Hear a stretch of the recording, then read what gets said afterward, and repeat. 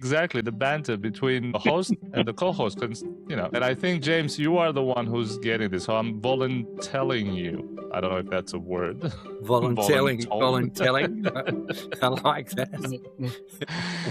Gentlemen, thank you very much for joining me today. It's an honor to have you and just spend the next hour or so, picking your brains a little bit. What's happening with AI and what's going on in the world today. So starting with James, can you tell us a little bit about you? Absolutely. Thanks for having us on, Evan. Really appreciate the opportunity to talk tech.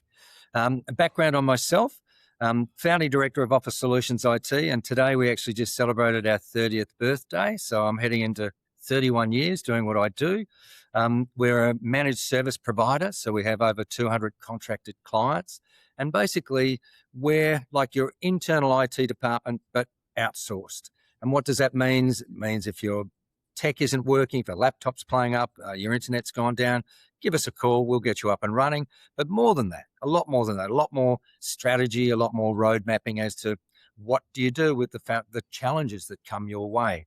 And Stuart and I have been working together closely in the BD space, so new business and new challenges. And love what I do, passionate about customer service, and really love the dynamics of IT. Fantastic. What about you, Stuart? Yeah, I'm been with Office Solutions IT nearly 8 years now. 20 years before that, I've had my own business, which was quite successful. Very good. It was a good merger with Madison Office Solutions, with Office Solutions IT. We've worked together for quite a few years, me and James, which is great, and growing the team.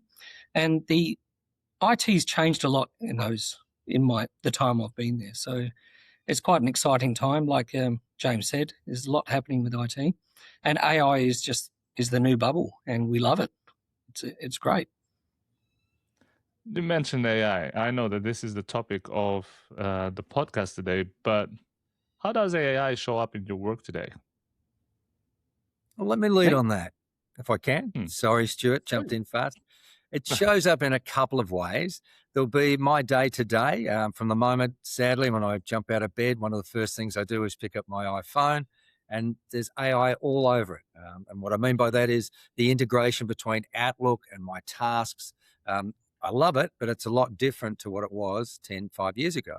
Other places that it shows up, it's in that, the efficiency side of James Sutherland. So if I write an email, I'll rinse it through AI and it'll be a much sharper, more friendly, professional email that I'll send on to clients. And then the third part as to how it shows up in my day is like that friendly assistant. So on some personal stuff, if I'm putting together a trip or something, I can play with Claude or ChatGPT and it can make that process a bit easier. Stuart? Yeah, it's constant. Preparing for meetings, preparing for presentations, fine-tuning emails. I use it a lot for tenders, for researching what we have inside of our own environment, which is facts, and then looking at the ways to present that better in tenders. It's honestly, it's part of our day-to-day now. More than 20 years ago, or 5 years ago, we used Google, and now we find we're using AI, or these tools are the new Google. James, it's the end of 2022, the year 2022. OpenAI company comes out and they're launching something that's revolutionary. What is your reaction? There was a little bit of panic, I must say. On the flip side, I'm a risk taker, so there was a lot of curiosity, but also mixed in with a grinder of cynicism. So look, as Stewie mentioned, we've been around the block, no hair, grey hair. So we've seen some fads, and often there's a lot more hype and what is the reality. But we started to play with it. And I remember talking to Stuart, hey, I regularly write little letters, love letters, romance to my wife.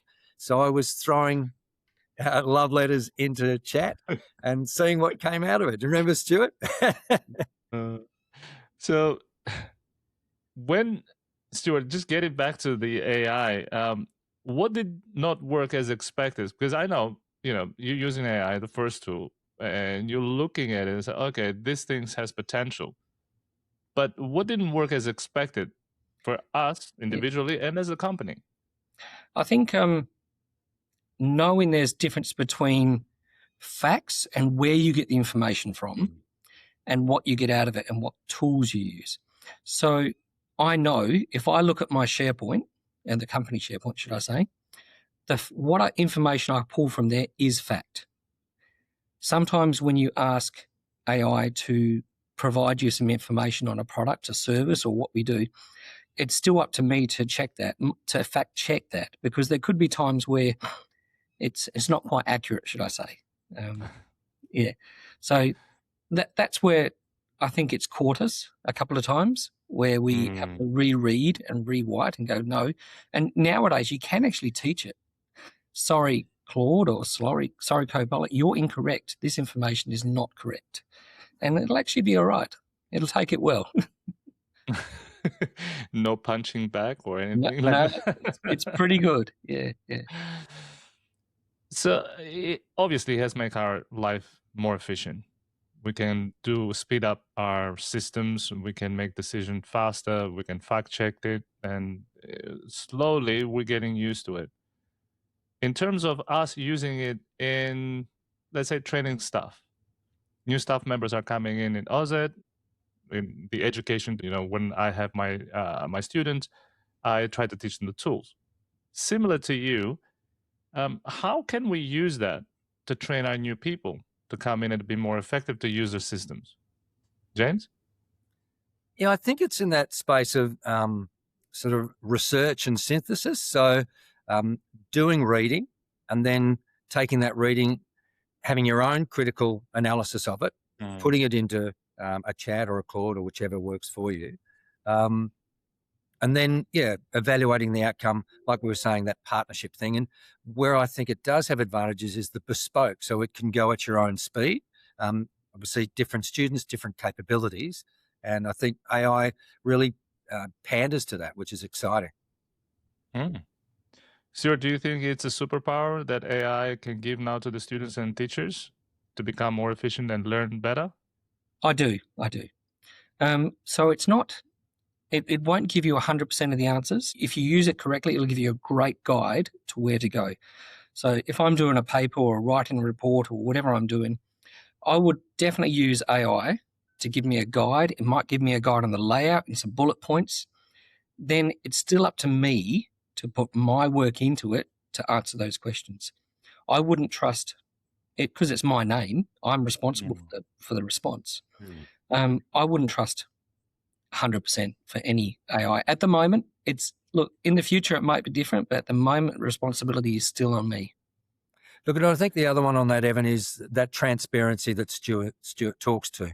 So when we do use it from a student's perspective, from a teacher's perspective, educator's perspective, be transparent about it and explain how you do use it, because that opens the door on how you can be using it better, or also that mentoring around how effective it is in the way that you do use it. And as Stuart alluded to, the garbage in, garbage out. That's certainly an area 2 years ago we weren't asking it the right questions. Today, it is very much about articulating those questions, and the person with the most powerful questions wins. Knowing what to ask, you get a better response.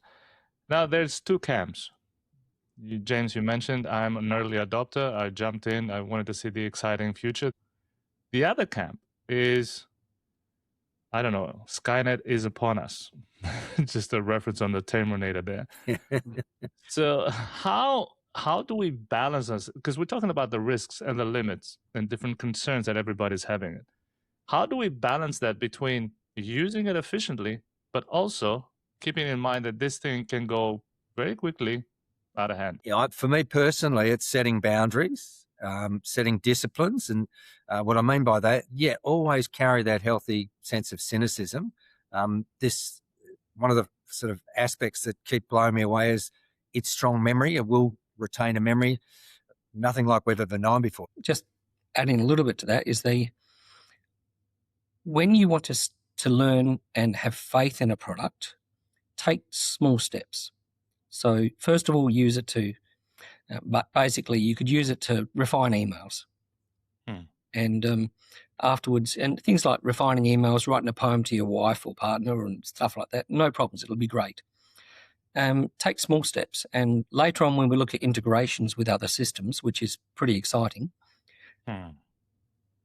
start at read-only. So it can pull information from Xero or MyOb and ask it to do those reports and then fact-check those reports. Don't give it write access to your data. Just take it easy, take it slow until you've got a lot of faith in the product. Yeah, that's right. So, and I want to touch a little bit on the security of things.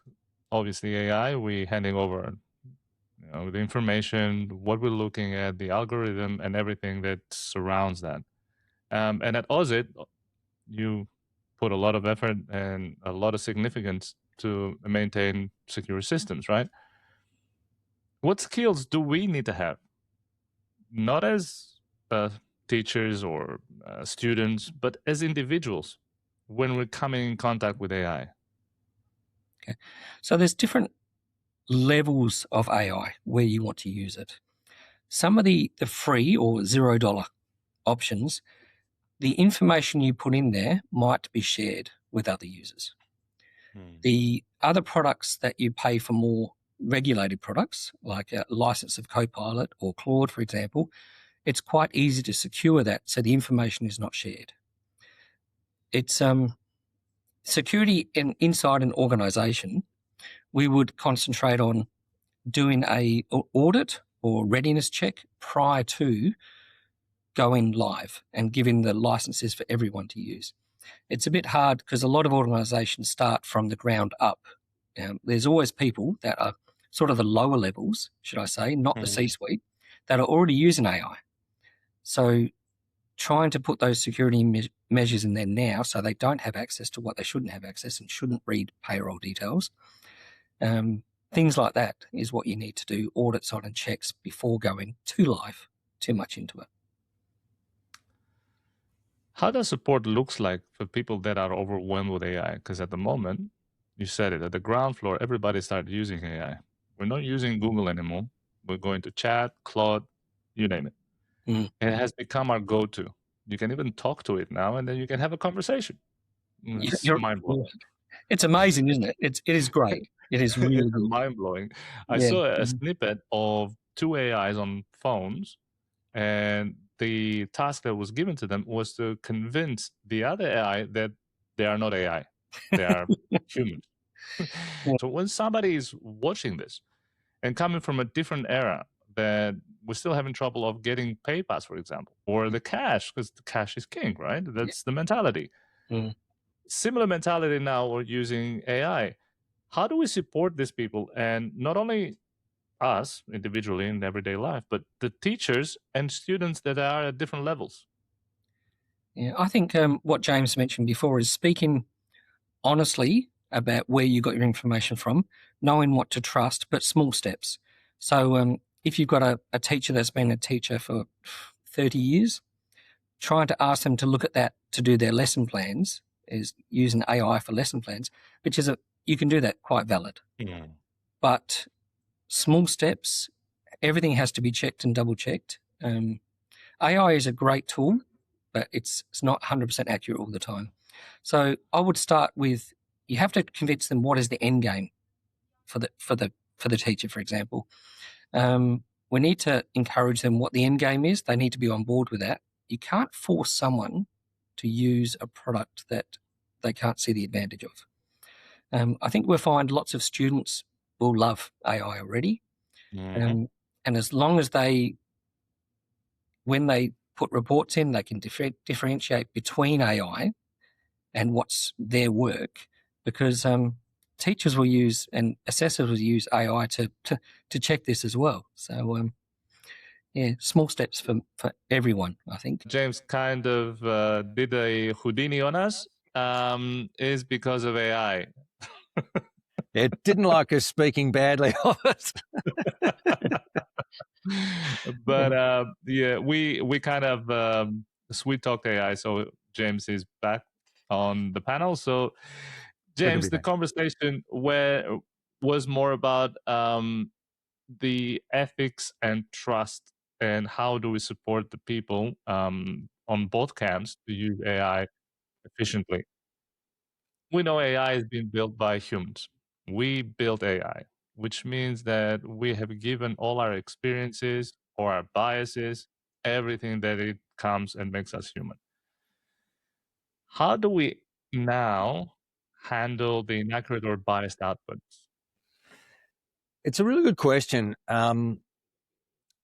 I think what will pervade over the next 2 to 3 years is the conversations that we're having with it and how respectful we are with AI.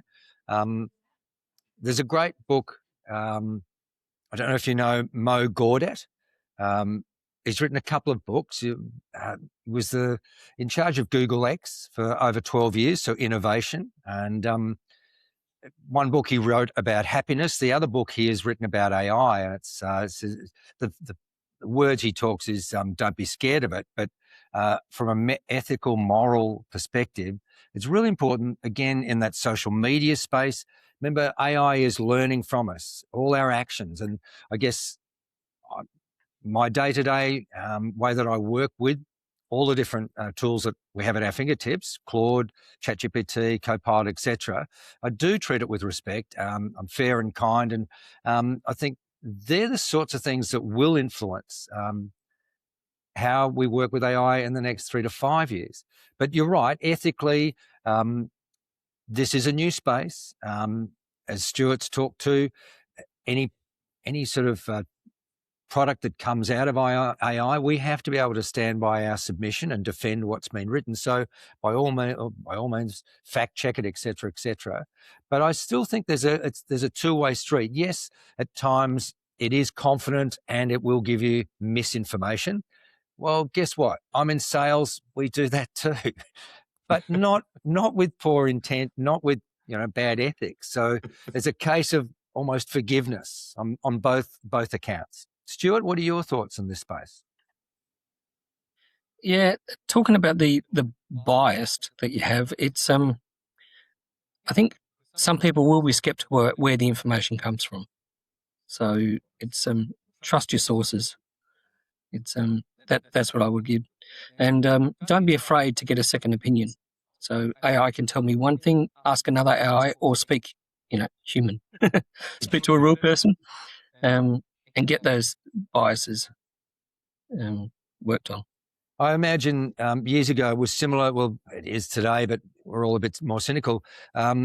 Newspapers and journalists, and they would also always lean into the journalists and say, "Can you check your source? Check your source. Can you give me your source?" And that's where what has been evident over time is journalists would go to prison to protect their source. And that's almost where I'd be coming from, saying, we're using this incredible tool. We don't know its capabilities fully, and I think that'll be the case for a long, long time. But at the same time, hold it, with care. That's a great advice. So AI, right? Everything changes. The landscape changes. We are talking now about one type of AI and what it can do. And tomorrow, something else will come up. What do you see in 6 months from now? Because I don't want to put a 5-year plan here or anything. I just want to put a very short. The future is exciting, but if you can give me a roadmap, a blueprint of the next 6 months, what you're seeing in the industry, what are we looking at, James? From our perspective, from Office Solutions IT as an MSP, we're very excited. Our senior team, our executive team, have said carte blanche, all the leaders, there's 20 or 30 leaders within the group, throw everything at it. And then we meet on a very regular basis, like a fortnightly basis. And what are we trying to achieve there? Well, we all have different roles and there's ways that the tool can help us. A good example is we've got a development team, and we're often, because we're a team of over 130, we're very report-oriented, very data-oriented. So AI can really help our development team fast track on certain aspects of the business. But the other part, a really big piece for us is our CRM, our ERP. So everything that holds OSIT together is like our ticket machine, and we're integrating Claude with that.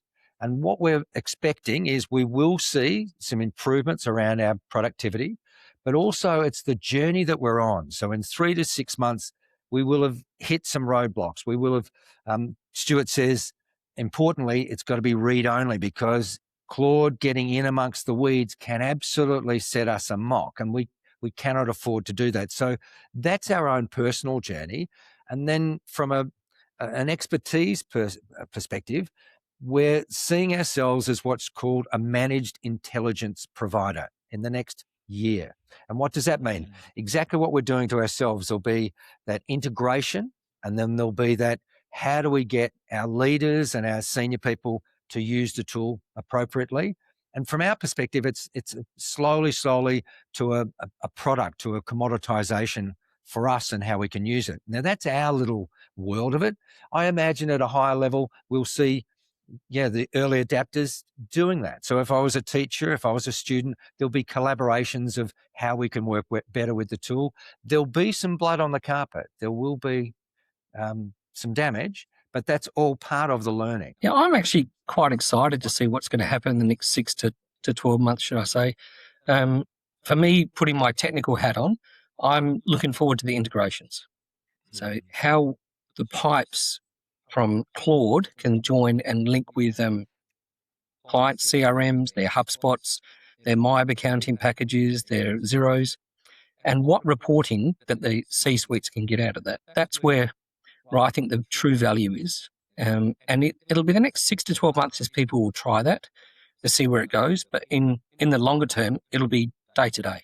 It'll be in a number of years, everyone's expected to have this integration. And we're talking with a strong bias, Evan. So there'll be other people who will continue to keep it at arm's length, and that's perfect too. That in itself, they'll keep us sort of, what would we say, the excitables, the optimists, they'll keep us in check. Okay, so let me throw in some terminology. Agentic AI. What does that mean? Agentic? Help us. So if I say agentic AI to you, what does it mean for the regular people? Because we're talking about agentic AI in the day-to-day life being integrated, right? So we're seeing Claude now getting into, or even ChatGPT came out, and they are now the best in doing pictures, right? It's more realistic, better than Gemini Nano Banana 2, right? Yes. And now you're having Claude is more reasonable and goes deeper in thinking and gives you rationale. They even came out and now they're giving you the memory. So every AI now has its own strength. And agentic AI is going through a thread of all these AIs and giving you the best solution of all of them. Clever. It's more of a decision maker, isn't it? It is, but what it means for me, am I going to sit home, talk to my phone and say, I want to go to book a trip and I want to go to Greece. And I just leave it at that. And it will come back to me with all the options and flights and renting a car and destinations, and it's already being paid. All it needs from me is just a yes or no. Is this what we're looking for? Well, there are dangers. I mean, yes, we are looking for it, but with parameters. There has been an example where Claude virtually had that sort of no rules, no boundaries, and it didn't end up very well at all, where he was buying, the tool was buying things at whim, left the person in a pretty ordinary state. So we've got to be careful about the speed on this type of thing, Evan. We really do. And it's very much a case of let's go slow to go fast, if that makes sense. It's more the micro levels of testing it. And Evan, it is highly likely we will be in that place, as you say, in 2 to 3 or 4 years, maybe sooner than I'm suggesting. But it's only going to work for a certain appetite of human, if you know where I'm coming from. And then the third part to all that is we've got to be careful about how it is taking away our skill sets, how, let's face it, we can be dumbed down. And they are parameters that we've got to be very discerning about. You're saying dumb down. I'm thinking critical thinking, right? I'm handing it over to an algorithm to make decisions for me. And going back to I think, therefore I am, what does it leave us as a human being, or me as an Evan? Am I still Evan, or is just dictated what an algorithm says to me? And that's exactly it. That is philosophically really hazardous place. And the catch for me is, if I'm a young person and I've known no different to AI and how it can hurt you or how it can limit you, I'm going to welcome it because it does make my life easy. But as we know, often that easy path leads to a harder journey. So yeah, look, I'm philosophical about it. The sad part is I'm very optimistic on it, but you make a really moot point. Where can we be with such an incredibly powerful tool, and where do we need to put a stake in the ground to say, no, not past this point? Yes. So the guardrails, as you mentioned it, what are the guardrails? What is the red line in the sand? Yes, it's effective, it's useful, but to what extent and at what cost? And again, like you said, there's going to be spaces and places where it's a minimal risk. So as you said, like if I am talking about taking my family for an excursion to see WA Museum, let's start with baby steps. Let's get AI to do all of that. As to overseas in Greece, a little bit risky for me. I love Greece, don't get me wrong, but the involvement of passports and what can go wrong. No, absolutely.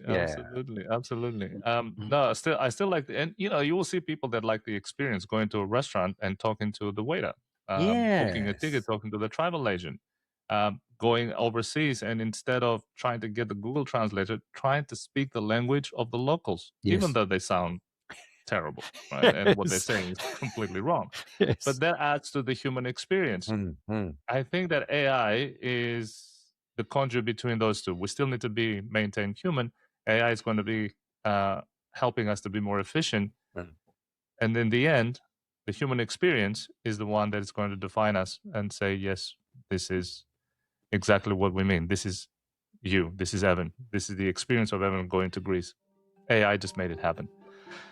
Yeah. Gentlemen, thank you so much for joining me today. We can talk here for hours, and I know that you are busy, and I know that you're probably going to jump into another meeting.